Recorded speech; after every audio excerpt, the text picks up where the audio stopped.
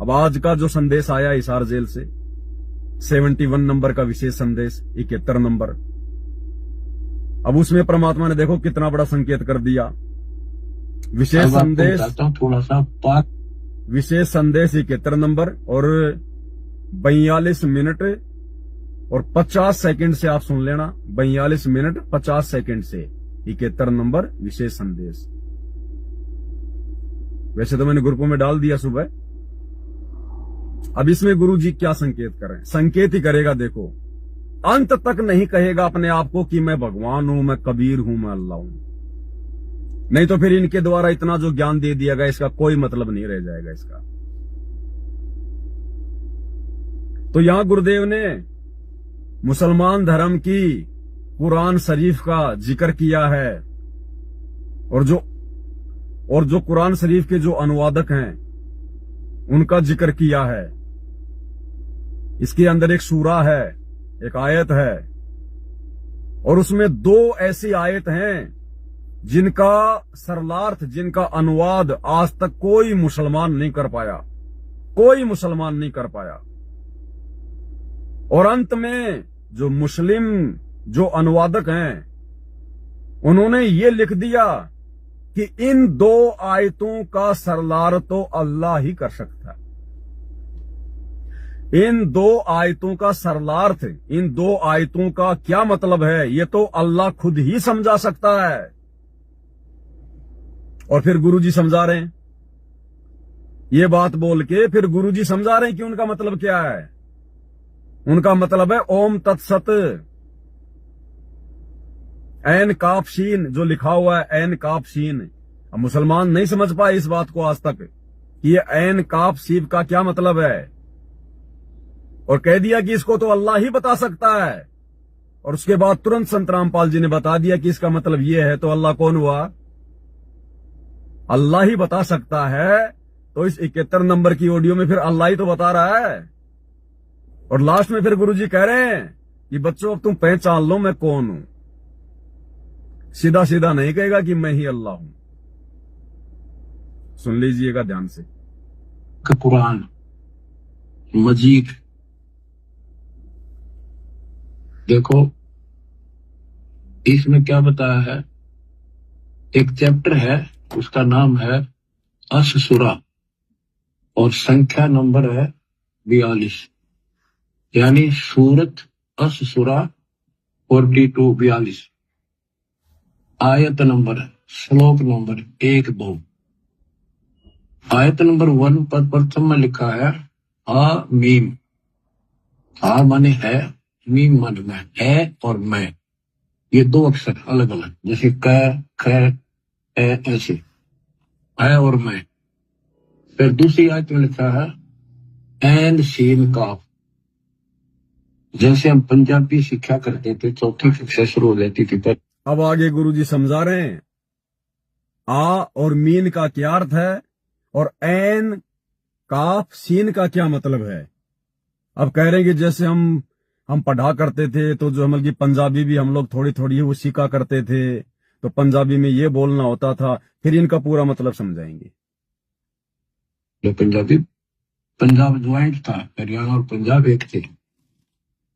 तो पंजाबी की हम जब वर्णमाला सीखा करते थे तो कहते थे कक्खा गग्गा दद्दा गग्गा ईड़ा ऊड़ा सस्सा मम्मा, यानी कक्खा क, गग्गा ग, तथा तय, दद्दा दय। तो कक्खा गग्गा क ख ग ऐसे सीखना पड़ता है।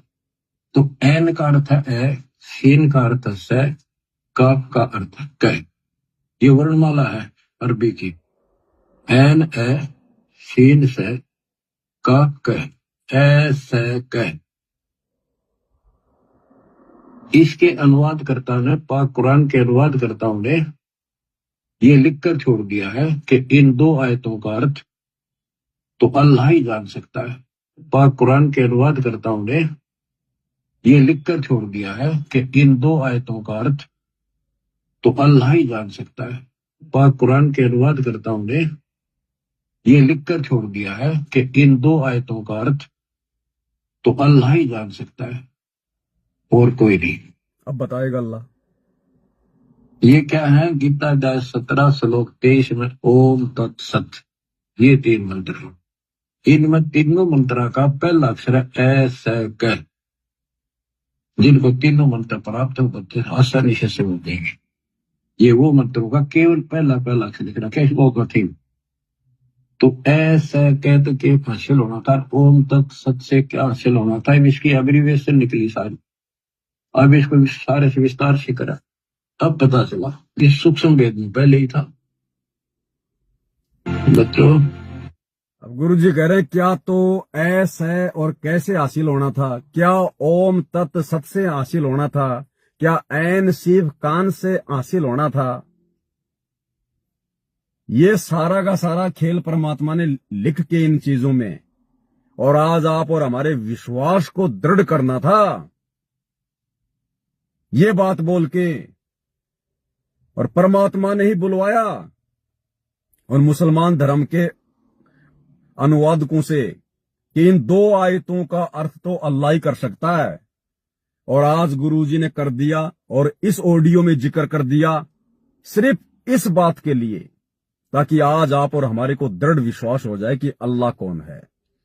बाकी गुरुजी कहते हैं ना तो कोई ओम तत्सत से कुछ होना, ना कोई ऐन सीफ और काफ से कुछ होना, ना कोई आ और मीन से कुछ होना। ये आज इस कलयुग की बिचली पीढ़ी में आप और हमारे को दृढ़ विश्वास दिलाने के लिए कि लोगों ने जो ये कहकर छोड़ दिया था कि इन 2 आयतों का अनुवाद तो वो अल्लाह ही कर सकता है। और गुरुजी ने जेल में बैठ के ही इन विशेष ऑडियो के माध्यम से इसका अनुवाद करना था, आप और हमारे तक आना था, और साथ संगति के माध्यम से फिर आप भाई बहनों तक ये संदेशा पहुंचाना था, ताकि हमारे को दृढ़ विश्वास हो जाए कि हमारे गुरुजी खुद अल्लाह हैं। अल्लाह आगे सुन लो, फिर लास्ट में गुरुजी कह रहे हैं अब तो पहचान लो कौन हूं। आँख खोलो, दास कौन है? आँख खोलो, दास कौन है? आँख खोलो, दास कौन है?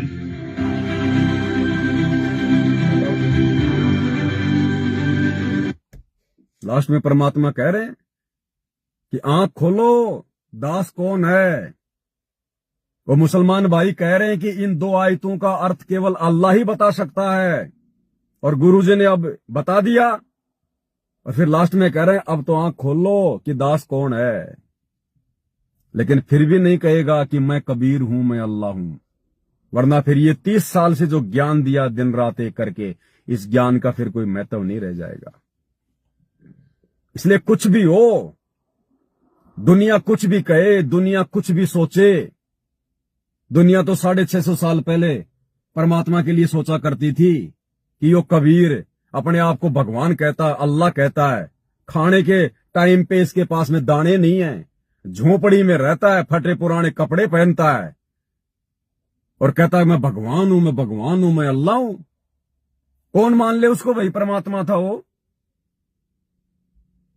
तो आज जिस स्थिति में गुरुजी जेल में बैठे हुए हैं, और ये कलयुग की ये बिचली पीढ़ी का समय, दुनिया चांद पे पहुंच के अपने आप को भगवान मान बैठी है, विज्ञान पढ़ के, साइंस पढ़ के, 2-4 श्लोक ये पंडित लोग, धर्मगुरु लोग संस्कृत के सीख के अपने आप को पता नहीं क्या भगवान समझ बैठे। आज कौन मान ले इस हार जेल में बैठे हुए उस परम संत को भगवान, अल्लाह, कबीर।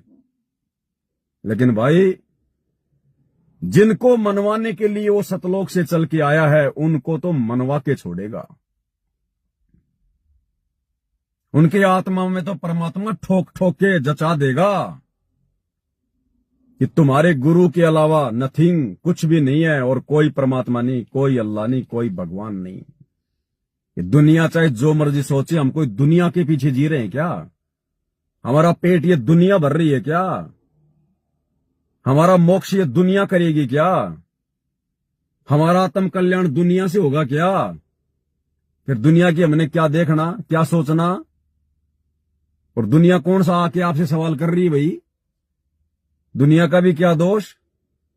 अगर आपके संस्कार मजबूत हैं तो आपके अंदर लोहे की लकीर की तरह सेट हो जाएंगी ये बातें। अगर गुरुजी खुद भी आके अगर कह दे कि बेटा मेरा आदेश है मैं कोई कबीर भगवान नहीं हूं, 2 कोड़ी का जी हूं मैं, मेरा जन्म हुआ है, मैं जेल में लिपट के आया हूं।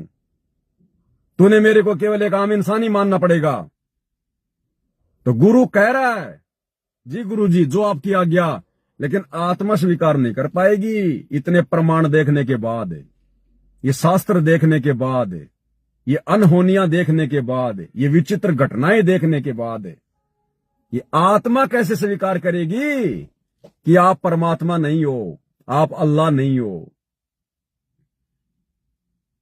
अरे परमात्मा ने सूरदास की कथा सुनाई ना। एक सूरदास था, बहुत ज्यादा बूढ़ा हो गया, शरीर भी उसका थोड़ा खराब हो गया। अब उसने सोचा कि मैं क्यों ना अपने शरीर को छोड़ दूं, समाप्त कर दूं इसको कहीं जंगल में जाके। यहां आश्रम में 2-4 भगत आते हैं, वो 24 घंटे मेरी सेवा में लगे रहते हैं। तो अपने शरीर को समाप्त करने की सोचकर वो जंगल की तरफ चल दिया। दस्त हो रहे थे उसको। अब थी मालिक की आत्मा। अब जंगल में जाकर एक जगह बैठ गया। परमात्मा आया एक बच्चे का रूप बना के और खिचड़ी लेके आया, खिचड़ी थाली में। सूरदास तो अंधा था। अब वो बच्चा आके बोला, बाबा बाबा लो आप खिचड़ी खा लो, मेरी माँ ने खिचड़ी बना के भेजी है। तो सूरदास ने देखा, हे परमात्मा, हे भगवान, तूने भली सुनी। मालिक आप यहां भी, आप मेरे साथ में हो। तो सूरदास ने देखा भाई होगा इसका कोई घर वगैरह, आसपास में कोई मकान होंगे, और भाई कोई खिचड़ी वाचड़ी इन्होंने कोई बना रखी होगी, और मेरे को देख के ले आया होगा कि भाई, क्योंकि पहले के समय में लोगों को बहुत ज्यादा जो है मतलब इज्जत भी हुआ करती थी, साधु संतों की। आम व्यक्ति को भी लोग, अगर कोई जा रहा होता था ना, तो उसको बुला लिया करते थे, आजा भाई आजा आजा, बैठ जा थोड़ी देर, आराम से चले जाना, थोड़ा धूप ज्यादा है, पानी पी ले, खाना खा ले। पहले हुआ करती थी इज्जत। आजकल तो क्या है कि इंसान की नीयत इतनी वो बिगड़ गई, आचार विचार इतने उसके वो गंदे हो गए।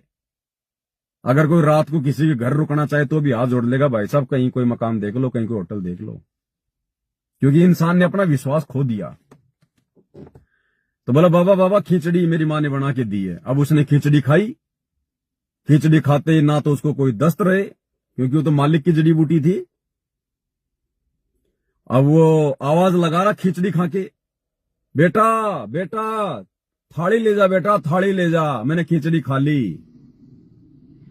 अब उधर दिन में कोई भेड़ बकरियां जो ये चराने वाले थे, इनकी दिन में कोई भेड़ बकरी वगैरह जो है वो गुम हो गई, कोई एक आधी। तो वो उसको ढूंढते ढूंढते आ रहे थे, और वो भयंकर जंगल, उन्होंने देखा रही आवाज कौन चिल्ला रहा है इस भयंकर जंगल में। अब देखा तो एक बाबा बैठा सूरदास और थाली, और बोला बेटा ले जा ले जा। अब वो गडरिये बोले, रे बाबा तू किसको पुकार रहा है यहाँ पर? बोले भाई ये पास में बोले मकान है, और बोले वो बेटा आया था, बोले खिचड़ी देके गया था। बोले मैं वो थाली के लिए कह रहा हूँ, वो बालक था नहीं लेके गया। बोला बाबा कित की खिचड़ी, कित का घर? यहाँ तो 20-20 किलोमीटर तक तो यहाँ कोई मकान भी नहीं है, यहाँ तो कोई गांव भी नहीं है, तू तो जो है मतलब मकान की बात कर रहा है। अब जब सूरदास ने ये बात सुनी तो एकदम से खोपड़ी घूम गई उसकी कि भाई ये तो परमात्मा थे, भाई ये भगवान थे, और मैं तो मौका चूक गया। ये परमात्मा समझ गया वो क्या खेल था सारा का सारा। अब उसने देखा भाई ये तो मालिक की दया, मालिक की मौज, भाई भजन करेंगे परमात्मा का। इस उमंग में, इस खुशी में वापस आश्रम की तरफ चलने लग गया। खुशी के मारे कहीं पैर रखे कहीं नहीं रखा है कि भगवान साथ है, फिर टेंशन कहीं की। जा रहा था अपनी मस्ती में, आगे बहुत गहरा वो खड्डा खाई, और जैसे ही सूरदास का एक पैर उस खाई में जाने वाला था, उसी समय पीछे से एक आदमी ने आके उसका हाथ पकड़ लिया। अरे बोले सूरदास क्या कर रहा है? बाबा बोले मरेगा, आगे खाई है सैकड़ों फुट, ये तो मैंने तेरे को देख लिया, नहीं तो मरता तू अभी। सूरदास ने उसी समय बिना कुछ सोचे समझे और पैर पकड़ लिए उसके, और कहा कि भगवान पिछली बार तो मेरे हाथ से निकल गए थे, अब की बार नहीं जाने दूंगा। ये सूरदास एक बार धोखा खा सकता है, दोबारा नहीं। अब वो व्यक्ति बोला, रे तू अच्छा आदमी, मैंने तो तेरे को देख लिया, मैंने तेरी जान बचा दी, तू मेरे पीछे गिर गया, छोड़ मेरा हाथ। बोला भगवान नहीं, सूरदास हूं, आंखों से अंधा हूं परमात्मा, आत्मा से अंधा नहीं हूं मैं। एक बार धोखा खा गया, दोबारा धोखा नहीं खाऊंगा, छोड़े नहीं पैर। और वो छुड़ाने का पूरा प्रयास करे, मैं काहे का भगवान, मेरे को तो मालिक ने भेज दिया, मैं तो रास्ते रास्ते जा रहा था अपना काम, मैंने देखा रे मरेगा, तू मेरे पीछे पड़ गया। बोला ना भगवान, अब नहीं। अब जबरदस्ती कर करा के वो आदमी छूट गया, सूरदास से उसने अपने पैर छुड़वा लिए। अब सूरदास क्या बोला? बोला भगवान, आप सारी सृष्टि के मालिक हो, आप सर्वशक्तिमान हो, और मैं दुर्बल, मैं हीना मानी कमजोर, दुर्बल। तो सूरदास ने कहा कि हीना जान के पैर छुड़ा गया, कि मेरे को जो है दुर्बल जान के, कमजोर जान के पैर छुड़ा गया है। सर्वशक्तिमान तू, कि तेरे आगे मेरी क्या चले महाराज। ये परमात्मा, मैं 2 कोटि का जीव, आप सारी सृष्टि के मालिक। हीना जान के पैर छुड़ा गया है, सर्वशक्तिमान तू। पर सूरदास के दिल से निकल जा, फिर जानू किसा भगवान तू। कि पैर तो छुड़ा गया, लेकिन मेरे दिल से निकल के दिखा, तब जानूंगा तू भगवान है, तू बलवान है। तो भाई और बहनों, गुरुजी ने हमें जो ज्ञान दे दिया, जो समाधान दे दिया, जो प्रमाण दे दिए, जो अनहोनी घटनाएं कर दी, अब हम अपनी आत्मा से कैसे निकाल देंगे इस बात को कि हमारे गुरुजी परमात्मा नहीं है, अल्लाह नहीं है। भले गुरुजी कहें उस व्यक्ति की तरह कि मैं भगवान नहीं हूं, मैं परमात्मा नहीं हूं, तू तो मेरे पीछे पड़ गया। भगवान होके भी अपने आप को छुपा रहा है। सूरदास बोला, भगवान एक बार धोखा खा सकता हूं, बार बार नहीं खाऊंगा। भाई और बहनों, हम 650 साल पहले धोखा खा चुके हैं इस भगवान को ना पहचान के, गुरु रूप में आए हुए परमात्मा को ना पहचान के। अब नहीं धोखा खाएंगे सूरदास की तरह। और जब उसने देखा सूरदास का दृढ़ विश्वास, तो गुरुजी ने कहा कि भगवान ने उसको आंखें देनी पड़ी उसी समय। उसकी आंखें भी ठीक हो गई और उसको दर्शन दिए भगवान ने। वो जिस भी रूप में मानता था उसी रूप में वहां उसको दर्शन भी दिए, उसके विश्वास को देख के। तो इसी प्रकार भाइयों और बहनों, अगर गुरुजी हमारी परीक्षा के लिए इतना ज्ञान देने के बाद अगर खुद भी कहें कि बच्चों मैं तो 2 कोटि का जीव हूं, मैं तो मां के गर्भ से आया हूं, और गुरुजी कह रहे हैं बार बार मैं तो भगवान का भेजा हुआ हूं, मेरी क्या औकात है, मैं तो उसका कुत्ता हूं। कुछ भी कह के गुरुजी हमारी परीक्षा ले सकते हैं, हमारे विश्वास की। जो कमजोर आत्मा होगी वो डगमग हो जाएगी। यार बार बार गुरुजी अपने आप को कह रहे हैं मेरा जन्म हुआ है, मेरे बाप का नाम ये है, मेरी मां का नाम ये है, मैं तो परमात्मा का भेजा हुआ हूं, मैं तो उसका दास हूं। तो कमजोर भगत के मन में कमजोरी आ जाएगी, यार कदे दास ही हूं गुरुजी, मैं फालतू में मैं इनको खास समझ रहा हूं, ये तो दास है। ये परीक्षा, ये कथाएं क्यों सुनाते हैं गुरुदेव? सूरदास की कथा क्यों सुनाई? भाई और बहनों, अब चाहे कुछ भी कहे दुनिया, बाढ़ में जाओ दुनिया, भाई घर छूटो चाहे जग रूठो, चाहे रूठो ये संसारा हो, और कौन सुने फिर मेरी काल लोक में जब गुरु रूठ गया मेरा हो। और गुरु कब रूठेगा? जब गुरु को मानुष मानेंगे, मां के गर्भ से जन्म लेके आए हुए मानेंगे, गुरु की मर्यादा तोड़ेंगे, कमजोरी दिखा देंगे, तो गुरु नाराज होगा। गुरु नाराज होगा तो फिर चाहे तू अमेरिका का प्रधानमंत्री है, राष्ट्रपति है, चाहे तू वहां का, अगले जन्म में गधापति बनेगा, फिर कोई लेना देना नहीं है यहां पर। तो परमात्मा कहते हैं ना कि भाई कौन सा शब्द है परमात्मा का? एक वाणी है कि बांध कफन सिर के, मिलना चाहे पति अपने से तो बांध कफन सिर के। अब गुरुजी हमसे कोई डिशुम थोड़ी करवाना चाहते कि बांध ले काला कपड़ा कफन, लड़ना तेरे को। हमने लड़ना अज्ञान से, हमने लड़ना है उन जगत वालों से ज्ञान आधार से, उन अपने गुरु भाई बहनों से ज्ञान आधार से जो गुरु को परमात्मा नहीं मानते, जो भगवान को धरती पे मानव रूप में नहीं मानते। हमने उन लोगों से लड़ना है, जिहाद करना है।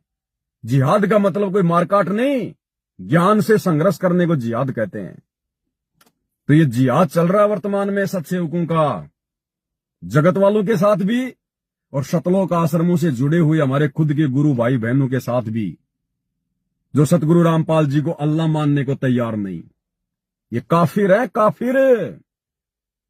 और हजरत मोहम्मद को परमात्मा ने क्या कहा था कि है हजरत, वो उसके अल्लाह ने क्या कहा था कि है हजरत मोहम्मद, उन काफिरों की बात ना मानना जो कबीर को अल्लाह नहीं मानते। उन काफिरों की बात में मत आना, तू जिहाद करना, जो ज्ञान से संघर्ष करना। आज वो जिहाद साथ संगति में चल रहा है, क्योंकि जगत तो वैसे मानने को तैयार नहीं, उनको तो ज्ञान नहीं। और जिनको ज्ञान दे दिया, जो सतलोक आश्रमों से जुड़े हुए हैं, वो जानबूझ के गुरु जी को भगवान मानने को तैयार नहीं। भगवान माना है केवल सत्सेवकों ने। तो ये ज्ञान आधार से जिहाद चल रहा है। अब आई इस ज्ञान और अज्ञान की लड़ाई में परमात्मा भी बीच बीच में घी डालेगा, आग को और ज्यादा भड़काएगा, भक्तों की परीक्षा लेने के लिए। गरीब कच्चा हीरा किरच हो नहीं सह गणमार, ऐसा ये मन हो रहा लेखा लेकर तार। भाई परीक्षा है। दास को तो परमात्मा बीच बीच में कुछ न कुछ प्रेरणा करके, कोई न कोई सिस्टम सेट करके, किसी न किसी घटना को जन्म देके, चाहे कोई सत्संग का छोटा मोटा कोई प्रकरण हो, चाहे किसी भगत भाई बहन की कोई शंका हो, या चाहे आम समाज में घट रही चाहे कोई घटना हो आसाराम जैसी, तो दास को तो परमात्मा प्रेरणा कर देता कि बेटा लोहा गर्म है, मार दे थोड़ा। और देखो इस 2 कोड़ी के इस कुत्ते के बारे में परमात्मा ने क्या क्या जिक्र कर रखे हैं। बाद में जाके आते समझ में, बहुत लेट समझ में आते हैं, तुरंत समझ में भी नहीं आती हैं। और ये देखो कितने नंबर की ऑडियो है ये।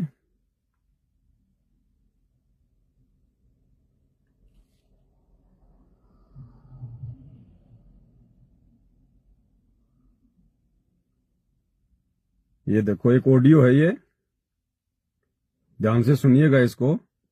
देखो परमात्मा ने, वैसे तो मैंने आपको एक बार पहले भी सुनाई थी, जिसमें परमात्मा ने दास के लिए संकेत किया हुआ है कि दास ने समझाने में कसर नहीं छोड़ी, और भाई दिन रात मेहनत ये दास भी कर रहा है। तो दास ने समझाने में कसर नहीं छोड़ी, वो तो मुझ पवन दास के लिए कह रहे हैं परमात्मा। और भाई दिन रात मेहनत दास भी कर रहा है, वहां गुरु जी अपने लिए कह रहे हैं। और इस ऑडियो को देखिए आप जी, यहां परमात्मा ने बिल्कुल क्लियर कर दिया। यहां भी विशेष संदेश नंबर 69, 21 मिनट से सुन लेना। विशेष संदेश नंबर 69, 69 और 21 मिनट से, वैसे मैंने डाल दिया व्हाट्सएप के ग्रुपों में। अब गुरुजी आश्रमों से जुड़ी हुई संगत को धमका रहे हैं कि इतना समझाने के बाद भी नहीं समझ रहे तुम। और फिर कह रहे हैं भाई भगवान आए थे, उन्होंने समझाने में कोई जो है वो कसर नहीं छोड़ी, और दास लाग रहा, और इब दास को सेवा दे रखी है। क्या कह रहे हैं गुरुदेव, ध्यान से सुनिएगा आप, आपकी समझ में आ जाएगा। और फिर गुरु जी कह रहे हैं अब तुम्हें और किस प्रकार से समझावा, और कौन सी भाषा में समझावा था ना। ध्यान से सुनिएगा। देखिए मुंडी बनेगी गेला काल में कैसे गुमराह कर रखे बच्चे भगवान से, इनकी आंख नहीं खुलती निकम्या की। परमात्मा आके चले गए, मैं लाग रखे एक दास को सेवा दे रखी रहा, और क्यों कर समझावा तो वो कौन सी भाषा बोला ने बताओ, कित फंस का बैठ गए तुम। आश्रम वालों को कह रहे हैं गुरुदेव कि भगवान ने, इस काल ने तुम्हारी कैसे जो अमल की रोड़ मार रखी है, तुम्हारी बुद्धि कितनी जो है भ्रष्ट कर दी है। 30 साल से तुम्हारे को दिन रात एक कर दिए सत्संग सुनाते सुनाते, तुम्हें अब भी समझ में नहीं आया। अब भी तुम राजनीति, स्टेडियम, गुंडों की जांच, जाट भवन, पता नहीं क्या क्या उठपटांग हरकतें, आश्रमों को तुमने जो हमल की रिसोर्ट बना दिए, होटल बना दिए, तुमने मिट्टी के बैल बना दिए, दुनिया भर का पाखंड कर दिया। अंतर्यामी देख रहा, दुखी हो रहा है। क्या कह रहा है? साफ साफ कह रहा है कि इस दास ने कोई कमी नहीं छोड़ी, और इस दास को सेवा दे रखी है, इस दास को, पवन दास को। बाद में आएंगी बातें समझ में आपकी, अभी नहीं आएंगी, सुन लो। देखिए मुंडी बनेगी गेला काल में कैसे गुमराह कर रखे बच्चे भगवान के। इनकी आंख नहीं खुलती निकम्या की, परमात्मा आके चले गए। मैं लाग रखे एक दास को सेवा दे रखी रहा, और क्यों कर समझाओ तो वो कौन सी भाषा बोला न बताओ। कित फंसका बैठिए तुम आंख खोल लो।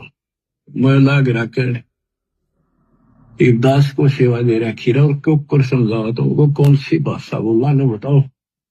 कित फंसका बैठिए तुम आंख खोल लो। मैं लाग रखे एक दास को सेवा दे रखी रहा, और क्यों कर समझाओ तो वो कौन सी भाषा बोला न बताओ। कित फंसका बैठिए तुम आंख खोल लो। क्या कह रहे हैं? क्यों कर समझावा, कौन सी भाषा बोला। अगर सिंगल व्यक्ति के लिए है तो ये कहेंगे कौन सी भाषा बोलूं, अगर दो के लिए है तब ये कहेंगे कौन सी भाषा बोला, क्यों कर समझावा। अगर गुरुजी अपने लिए कह रहे हैं तो ये कहेंगे क्यों कर समझाऊं, कौन सी भाषा बोलूं।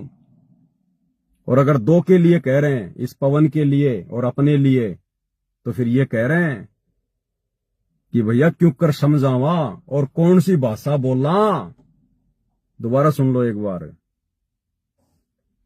देखिए मुंडी बनेगी गेला काल में कैसे गुमराह कर रखे बच्चे भगवान के। इनकी आंख नहीं खुलती निकम्या की, परमात्मा आके चले गए। मैं लाग रखे एक दास को सेवा दे रखी रहा, और क्यों कर समझाओ तो वो कौन सी भाषा बोला न बताओ। कित फंसका बैठिए तुम आंख खोल लो। मैं लाग रखे एक दास को सेवा दे रखी रहा, और क्यों कर समझाओ तो वो कौन सी भाषा बोला न बताओ। कित फंसका बैठिए तुम आंख खोल लो। मैं लाग रखे एक दास को सेवा दे रखी रहा, और क्यों कर समझाओ तो वो कौन सी भाषा बोला न बताओ। कित फंसका बैठिए तुम आंख खोल लो। स्पष्ट संकेत कर रहे हैं, स्पष्ट संकेत। बस खाली मेरा नाम लेने की कमी है, सिर्फ मेरा नाम लेने की कमी कि पवन दास को सेवा दे राखी। बस ये नाम नहीं बोल सकते परमात्मा, जिस प्रकार वो स्वयं के लिए नहीं कह सकते ना कि मैं कबीर, मैं भगवान, ऐसे ही वर्तमान इस परीक्षा के समय में इस दास के लिए नहीं कह सकते। अगर ये शब्द कह दिया फिर इस परीक्षा का कोई मतलब ही नहीं रह जाएगा। भाई समझदारी समझेंगे, वरना बता दो और कौन है संगत में जो गुरुजी के अलावा संगत को समझा रहा होगा पिछले 8-10 साल से। और मेरी क्या होता है, मैं समझा दूंगा संगत को। मेरे जैसे तो लाखों करोड़ों हैं, मेरे जैसे तो लाखों करोड़ों हैं, क्यों नहीं समझा पा रहे। मैंने कोई विशेष ज्ञान लिया है कोई? मुझे तो कभी गुरुजी की चरण सेवा का भी मौका नहीं मिला। 2013 में नाम लिया, 14 में बरवाला कांड हो गया। ये गुरुजी के साथ में रहा करते थे 20-20 साल से, ये आज इस मुंह से एक शब्द भी नहीं निकाल रहे संगत के लिए। इनका जो भी पैर उठता है ये काल की ओर उठता है।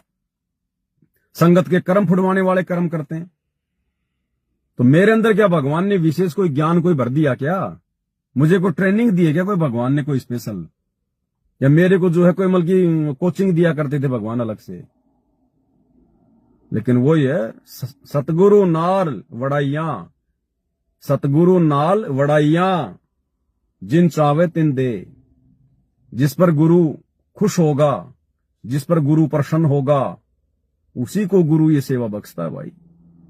और ये सेवा भाई छोटी मोटी सेवा नहीं है मेरे भाइयों। मैं भी कई बार सोचता हूं तो दिमाग की नसें फट जाती हैं कि मेरा जैसा कुकर्मी इंसान, नीच इंसान, 2 कोड़ी का, और सारी सृष्टि के मालिक ने, सारी सृष्टि के रचने वाले ने और मेहर बख्श रखी है। इस सेवा के लिए तो ब्रह्मा विष्णु महेश भी रोते हैं, उनको भी नसीब नहीं है। लेकिन चलो ये विषय अलग है भाई और बहनों, इसमें मेरा कोई श्रेय नहीं है, मेरा कोई योगदान नहीं है। जब भगवान ने एक झोटे राम को आशीर्वाद देकर वेद मंत्र बुलवा दिए तो मैं तो उनका भगत हूं भाई।